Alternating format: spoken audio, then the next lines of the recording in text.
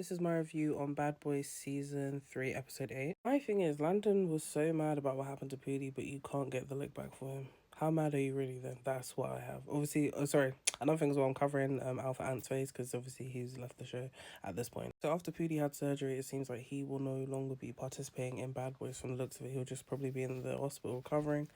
At the same time, he can just get his look back at the reunion once he's fully recovered from surgery. I'm glad surgery was a success as well, and they were actually able to, sort out the injury they had. I believe it was a broken jaw, but still. I do like Aura and Shoddy as a duo as well, and also obviously by themselves, but I feel like Shoddy, you can tell he's more relaxed and comfortable now that Aura's here after, he had that whole situation going on, a lot of situations going on before Aura even arrived. I can't lie, I skipped the club scene because I feel like the club scene is just boring and it just feels like they needed a filler for some of the parts of the episode to draw it out for next week or long out some of the stuff for next week. So I'm confused. Is Jada getting territorial over Sace? Is that what I'm seeing here when he's in the club? He's talking about, he's dancing on these people, he's dancing on that. But I need to know what's going on between them. I also don't understand why Sace is so pressed to have a conversation with John. It's like Sace wants to be friends with John so bad, but John does not clearly want to be friends with this individual, and he's told him multiple times. And this is why I just look at Sace sideways. Because if John is to react now, they'll be like, oh, John's bully, John's this, John's that. And I'm just like, John isn't any of that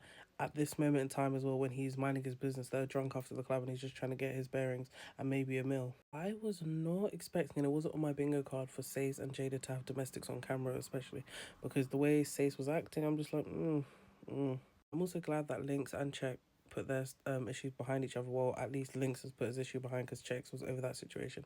But they're also still both mad though for sleeping outside on the mattress. Like, what the hell are you playing at when you have a nice, comfortable room there to sleep? Sace is a drunk mess, and you can tell Jada is not trying to hear nothing that Sace is saying as well because he's just annoying him when he's trying to sleep. He's thinking, bro, I gotta try to sleep here. And here you are drunk, rambling in my ear about nothing. When Sace said, oh, you don't want me, I was like, oh, Sace thinks he's the prize. Sace thinks he's the birthday.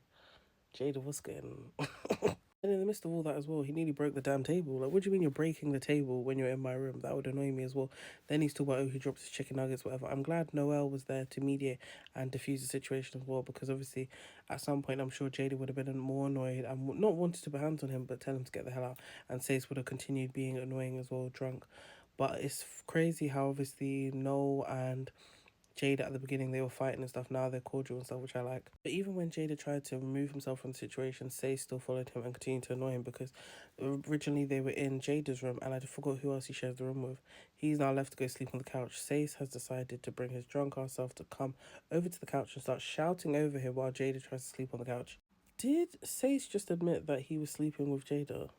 Because as immediately as he said that, oh, something about effing with somebody or effing someone, all of a sudden Jay's like, oh, stop, don't say anything else. I'm like, what's going on there?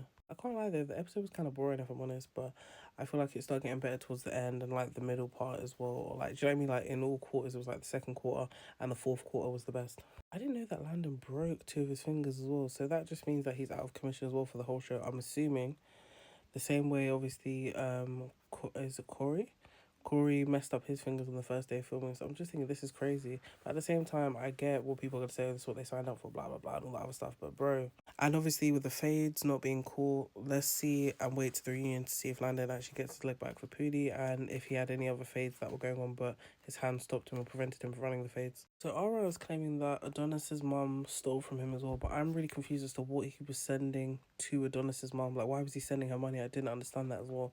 And also, if they could provide context as this is what I mean with like sometimes with editors, they never provide context for certain stuff because you could literally tell us, oh, this happened, whatever and stuff, but it's like, okay, but how did it start, what escalated it and stuff, like why did he even end up allegedly with his mom's details? Then obviously Adonis and Shamal pull up at two separate black trucks and they come out. I'm glad that everyone's here. I really love Shamal on TV. However, obviously the stories are different. So from Aura's story that I just mentioned now, and then Adonis's story is that Aura switched up on him as soon as basically a new season was about to start. He started moving funny. Another thing as well, Adonis has beef with Island Boy, or Island Boy has beef with Adonis, whatever the case is.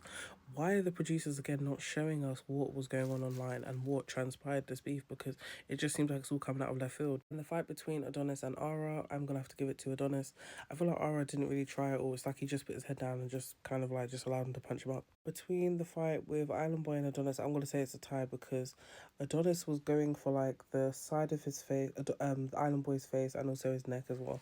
However, Island Boy was more focused on face shots to Adonis. Also, why is Island Boy using quotes from Summer and Dolly? And it didn't even make any sense because you're not even in Detroit. Like, maybe he's referring to obviously Dominican Republic with that, but I just thought, nah, you need to come with your own lines, man. Stop using other people's.